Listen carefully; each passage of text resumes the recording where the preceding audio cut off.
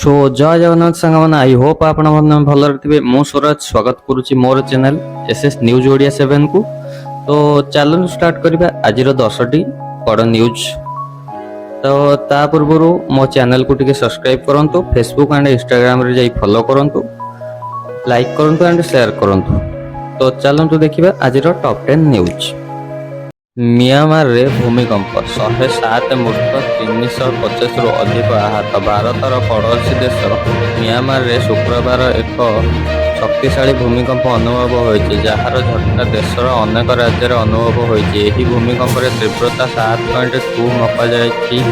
ବର୍ତ୍ତମାନ ଏହି ଭୂମିକମ୍ପ ଯୋଗୁଁ ଦେଶର ଅନେକ କ୍ଷୟକ୍ଷତି ହୋଇଛି ଏହା ଜଣାପଡ଼ିଛି। ମିଆଁମାରରେ ଲଗାତାର 2ଟି ଭୂମିକମ୍ପ ଯୋଗୁଁ ଏପର୍ଯ୍ୟନ୍ତ ଅତି କମ୍ରେ 107 ଜଣ ମୃତ୍ୟୁ ହୋଇସାରିଛନ୍ତି। ଏହା ସହ 350ରୁ ଅଧିକ ଲୋକ ଆହତ ହୋଇଛନ୍ତି। ଥାଇଲ୍ୟାଣ୍ଡରେ ମଧ୍ୟ 4 ଜଣଙ୍କ ମୃତ୍ୟୁ ଘଟିଛି ବୋଲି 81 ଜଣ ନିଖୋଜ ଅଛନ୍ତି ଏବଂ 50ରୁ ଅଧିକ ଲୋକ ଆହତ ହୋଇଛନ୍ତି। ଆମେରିକାର ଭୂତତ୍ତ୍ୱ ସତ୍ତ୍ୱେ ଆକଳନ କରିଛି ଯେ ମିଆଁମାରରେ ଭୂମିକମ୍ପ ସମୟରେ 8 ଲକ୍ଷ ଲୋକ ଭୂମିକମ୍ପର ଅନୁଭବ କରିଛନ୍ତି।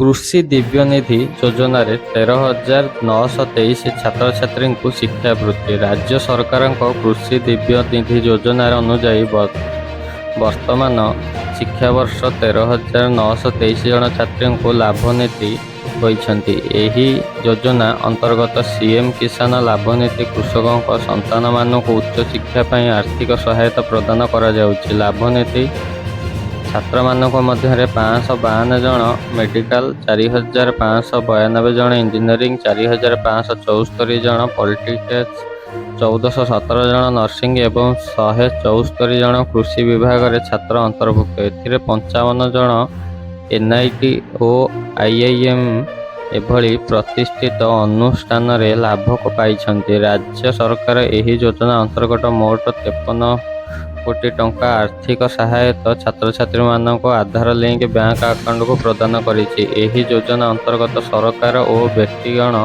ଶିକ୍ଷାନୁଷ୍ଠାନ ପଢୁଥିବା ଛାତ୍ରଙ୍କୁ ଟ୍ୟୁସନ ଫି ଓ ହସ୍ପିଟାଲ ଫି ସାହାଯ୍ୟ ମିଳୁଛି। ସରକାର ଅନୁଷ୍ଠାନ ପ୍ରକୃତି, ପରିମାଣ ଏବଂ ବ୍ୟକ୍ତିର ଅନୁଷ୍ଠାନକୁ ନିର୍ଦ୍ଦେଶ ସୀମା ଅନୁଯାୟୀ ସାହାଯ୍ୟ ଦିଆଯାଉଛି। କଂଗ୍ରେସର ବିକ୍ଷୋଭ ବେଳେ ହିଂସାକୁ ନେଇ 3 ମାମଲା ରୁଜୁ ଜାରି କ୍ୟାପିଟାଲ ଥାନା ପୋଲିସ। ଗୁରୁବାର କଂଗ୍ରେସ ବିକ୍ଷୋଭ ସମୟରେ କଥା ଯେତେବେଳେ କି ରଣକ୍ଷେତ୍ର ପାଲଟିଥିଲା ଲାହୋର PMG କଂଗ୍ରେସ ବିୟୋଗ ବେଳେ ହିଂସାକୁ ନେଇ 3 ମାମଲା ରୁଜୁ ହୋଇଛି। ଆଉ ଏହି 3 ମାମଲା ରୁଜୁ କରିଛି କ୍ୟାପିଟାଲ ଥାନା ପୋଲିସ। ପୋଲିସ ରିପୋର୍ଟ ଅନୁସାରେ ଏହି ମାମଲାଗୁଡ଼ିକ ପୋଲିସ ଗାଡ଼ିରେ ନିଆଁ ଲଗାଇବା, ପୋଲିସ କର୍ମଚାରୀଙ୍କୁ ଦୁର୍ବ୍ୟବହାର ଓ ସରକାର ସମ୍ପତ୍ତିକୁ ନଷ୍ଟ କରିବା ନିମନ୍ତେ ଗୁରୁତର ଅଭିଯୋଗ ଦେଇଛି। ମାମଲା ନମ୍ବର 128, 129 ଏବଂ 130 ତଳେ ଏ ବିନିମୟ ସହିତ 17ଟି କଠୋର ଧାରା ଲଗାଯାଇଛି। ପୋଲିସ ପ୍ରଶାସନ ଅଭିଯୁକ୍ତକୁ ଚିହ୍ନିତ କରିବା ପାଇଁ CCTV ଫୁଟେଜ ବା ସାକ୍ଷ୍ୟ ଗ୍ରହଣ କରିବା ବେଳେ ଅଧିକାରୀ ଘଟଣାଗୁଡ଼ିକ ଗୁରୁତ୍ୱପୂର୍ଣ୍ଣ ବୋଲି ବିବେଚନା କରିଛନ୍ତି। ଆଗାମୀ ଦିନଗୁଡ଼ିକରେ ଅଧିକାରୀ ଗିରଫ ଦାବିରେ ହୋଇ ବୋଲି ଆଶଙ୍କା ରହିଛି। OERC ଅଧ୍ୟକ୍ଷ ଭାବେ ନିଯୁକ୍ତି ନେଲେ ପ୍ରଦୀପ ଜେନା। OERC ଅଧ୍ୟକ୍ଷ ଭାବେ ନିଯୁକ୍ତି ଦେଲେ ପୂର୍ବତନ ମୁଖ୍ୟ ଶାସନ ସଚିବ ପ୍ରଦୀପ ଜେନା। ପ୍ରଦୀପ ଜେନାଙ୍କୁ ନିଯୁକ୍ତି କରିଛନ୍ତି ରାଜ୍ୟ ସରକାର। ଏହା ପୂର୍ବରୁ ସେ ମୁଖ୍ୟ ଶାସନ ସଚିବ ଦାୟିତ୍ୱ ତୁଲାଇ ସାରିଛନ୍ତି। ସୁରେଶ ମହାପାତ୍ରଙ୍କ ପରେ ଏହି ପଦ ଖାଲି ପଡ଼ିଥିଲା। ପୁଣି ଖୋଲିବ ରାଜ୍ୟରେ ବନ୍ଦ ହୋଇପଡ଼ିଥିବା ସ୍କୁଲ। 10,000 ଶିକ୍ଷକଙ୍କୁ ଦିଆଯିବ ନିଯୁକ୍ତି। ବିଦ୍ୟାଳୟ ଓ ଗଣଶିକ୍ଷା ମନ୍ତ୍ରୀ ନିତ୍ୟାନନ୍ଦ ଗଣ୍ଡ ଏ ପ୍ରସଙ୍ଗରେ ଉତ୍ତର ରଖି କହିଛନ୍ତି, ବନ୍ଦ ଥିବା ସ୍କୁଲ ପୁଣି ଥରେ ଖୋଲିବ। ସିଡ୍ୟୁଲ ଅଞ୍ଚଳରେ ସର୍ବନିମ୍ନ 40 ଜଣ ପିଲା ଥିବା ସ୍କୁଲ ଖୋଲାଯିବାର ବ୍ୟବସ୍ଥା ରହିଛି। ତେଣେ ନନ୍ ସିଡ୍ୟୁଲ ଅଞ୍ଚଳରେ ସର୍ବନିମ୍ନ 20 ପିଲା ଥିବା ସ୍କୁଲ ଖୋଲାଯିବ। ପୂର୍ବ ବିଜେଡି ସରକାର ତରବରିଆ ଭାବରେ 5,632ଟି ସ୍କୁଲକୁ ମିଶ୍ରଣ କରାଯାଇଥିବା ସେ ଆହୁରି କହିଛନ୍ତି। ଓଡ଼ିଶାରେ 18,000 ଶିକ୍ଷକ ଶିକ୍ଷୟିତ୍ରୀଙ୍କୁ ବିଜେପି ସରକାର ନିଯୁକ୍ତି ଦେଇଛନ୍ତି। ଆହୁରି 10,000 ଶିକ୍ଷକଙ୍କୁ ନିଯୁକ୍ତି ଦିଆଯିବ। ଶୁକ୍ରବାର ସଭାଧାନରେ ଏହିଭଳି ସୂଚନା ଦେଇଛନ୍ତି ବିଶ୍ୱବିଦ୍ୟାଳୟ ଓ ଗଣଶିକ୍ଷା ମନ୍ତ୍ରୀ ନିତ୍ୟାନନ୍ଦ ଗଣ୍ଡ। ଆଜି ବର୍ଷର ପ୍ରଥମ ଆଂଶିକ ସୂର୍ଯ୍ୟପରାଗ। ଶ୍ରୀମନ୍ଦିର ନୀତିକାନ୍ତରେ ହେବନି ପରିବର୍ତ୍ତନ। ଆଜି ବର୍ଷର ପ୍ରଥମ ଆଂଶିକ ସୂର୍ଯ୍ୟପରାଗ। ଉତ୍ତର ଆମେରିକା, ଗ୍ରୀନଲ୍ୟାଣ୍ଡ, ଉତ୍ତର ପଶ୍ଚିମ ରୁଷିଆ ଦୃଶ୍ୟମାନ ହେବ। ଭାରତୀୟ ସମୟରେ ଦିନ 2ଟା20ରୁ ଆରମ୍ଭ ହେବା ଆଂଶିକ ସୂର୍ଯ୍ୟପରାଗ ଅପରାହ୍ନ 4ଟା17 ସର୍ବାଧିକ 90% ହେବ। ଏହି ଆଂଶିକ ସୂର୍ଯ୍ୟପରାଗରେ ଭାରତର ଦୃଶ୍ୟମାନ ହେବ ନାହିଁ। ଶ୍ରୀମନ୍ଦିର ନୀତିକାନ୍ତରେ ବି କୌଣସି ପରିବର୍ତ୍ତନ ହେବନି ବୋଲି କହିଛନ୍ତି ପ୍ରଶାସନ। ରାଜ୍ୟରେ ହିଟ୍ ୱେଭ୍ ଜାରି। ସବୁଠୁ ଉତ୍ତାପ ଝାରସୁଗୁଡ଼ା। ରାଜ୍ୟରେ ପ୍ରବଳ ଖରା ଓ ଗୁଳୁଗୁଳି ଅନୁଭବ ହେବାର କେବଳ ତାପମାତ୍ରା 42 ଡିଗ୍ରୀ ଟପିଛି। ଶୁକ୍ରବାର ଦିନ 2:30 ଝାରସୁଗୁଡ଼ାରେ ତାପମାତ୍ରା 42 ଡିଗ୍ରୀ ସେଲସିୟସ୍ ଟପିଯାଇଛି। ରାଜ୍ୟର ସବୁଠୁ ଉତ୍ତାପ ସହର ହେଉଛି ସମ୍ବଲପୁର 41 ଡିଗ୍ରୀ ରେକର୍ଡ କରାଯାଇଛି।